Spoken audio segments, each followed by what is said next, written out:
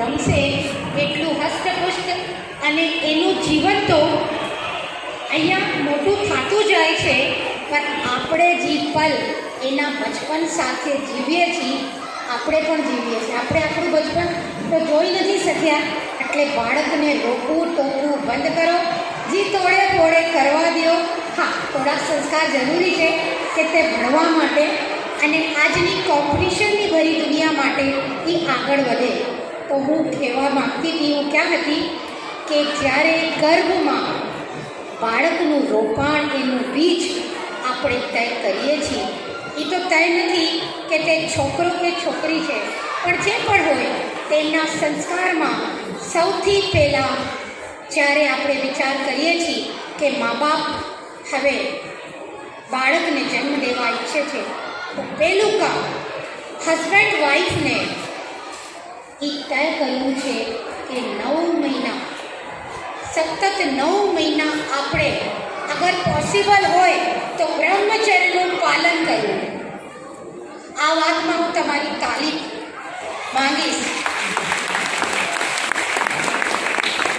સંભવ નથી, પણ 9 મહિના અગર આપણે બ્રહ્મચર્યનું પાલન કરશું તો તે બાળક આવવાવાળું આગળની દુનિયામાં હર પ્રકારની વાસનાથી રહિત થશે.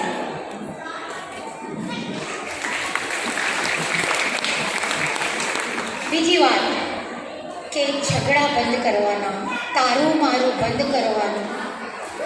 અને અક્સર કહેવામાં આવે છે વાઈફને અગર પ્રોબ્લેમ થાય છે, 9 મહિના સફર કરવું બહુ મોટી વાત છે, બહુ તકલીફોથી ગુજાર થાય છે, પણ પરિવારવાળા કહે છે આ તો હર સ્ત્રી બાળકને જન્મ દે છે, તું શું નવાઈ કરો છો.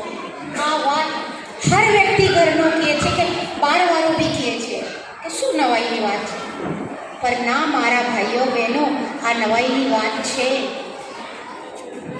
ગર્ભમાં જ્યારે બાળક હોય છે તે સ્ત્રી ખૂબ સફર કરે છે, બહુ તકલીફ ભોગવે છે, તો એનો સાથ આપો તમે. એ નાટક નથી કરતી, એ દર્દ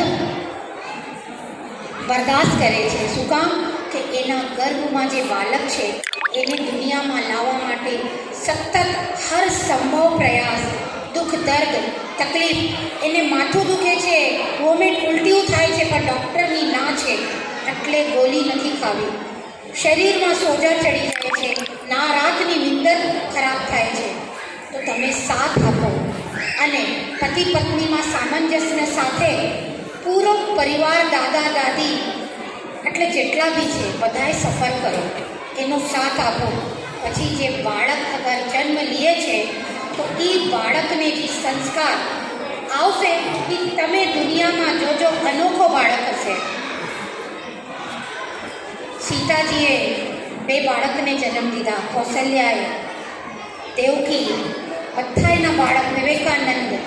આજે આપણા મોદીજી જોઈ લ્યો, કેટલા બાળકોની આપણે અહીંયા કે લેડીઝ જે આપણે મહિલા જન્મ થયા પછી, બેટીના જન્મ પછી જે બેટીઓ આગળ વધે છે એમના સંસ્કાર ગર્ભમાં હશે ત્યારે આજે દેશમાં નામ છે. મારી વિનંતી છે કે આજે જે બાળકોએ અહીંયા પોતાનું ઉદ્બોધન દીધું, એમના પરિવારે શીખડાવ્યું, તમે મંચમાં એને પરફોર્મન્સ કરવા શીખડાવ્યું છે, એવી રીતે આગળ સંસ્કાર દો કે આગળ દેશમાં પોતાનું નામ કરે. એનું નામ થશે તો તમારું નામ ચોક્કસ થશે. તારું મારું બહુ થઈ ગયું. પરિવારમાં દેરાણી જેઠાણી, સાસુ વહુ, ભાઈઓના ઝઘડા બંધ કરો. પ્રેમની આજે જરૂર છે. આપણે પર્યાવરણ બચાવવાનું કહીએ છીએ, પાણી બચાવવાનું કહીએ છીએ, પણ ક્યારેય કહેવાય છે કે તમે પ્રેમ બચાવો. પ્રેમ જિંદા રહેશે.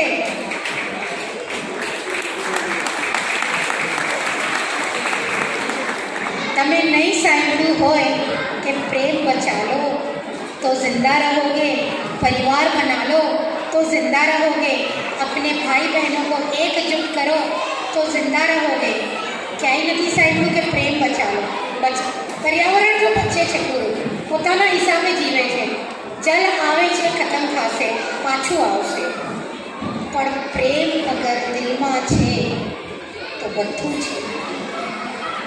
તો બસ અહીંયા મારા શબ્દોને કેવું, એકચ્યુઅલી હું મારું પરિચય તો દીધેલું, પણ થોડુંક કહીશ કે હું મોટિવેશનલ સ્પીકર છું. સ્કૂલ કોલેજમાં જઈને છોકરાઓના વચમાં હું અને મોટાઓના વચમાં બી સ્પીકિંગ કોર્સ શીખડાવું છું. અને ઘણા એવા ટૉપિક મને મળે છે જેમાં હું જ્ઞાન આપું છું. મારી પોતાની લખેલી 10 ચોપડીઓ છે. દેશ વિદેશ મને સન્માન પ્રાપ્ત થયું છે. અને હિન્દી ઉપર મારું પ્રભુત્વ, હિન્દીમાં લેખન છે મારું. એટલે આપ સર્વેના વચમાં આવીને મને ખૂબ ખૂબ સારું લાગ્યું. આપ સર્વેને મારું જય શ્રી કૃષ્ણ, નમન.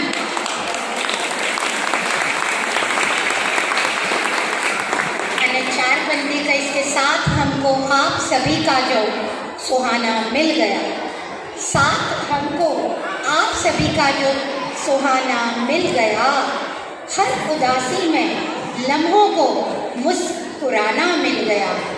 जब भी पुकारा आपने अपना समझ के हमको, जब भी पुकारा आपने अपना समझ के हमको, अरे दर्द को मिटाने का खजाना मिल गया, दर्द को मिटाने का खजाना मिल गया. धन्यवाद.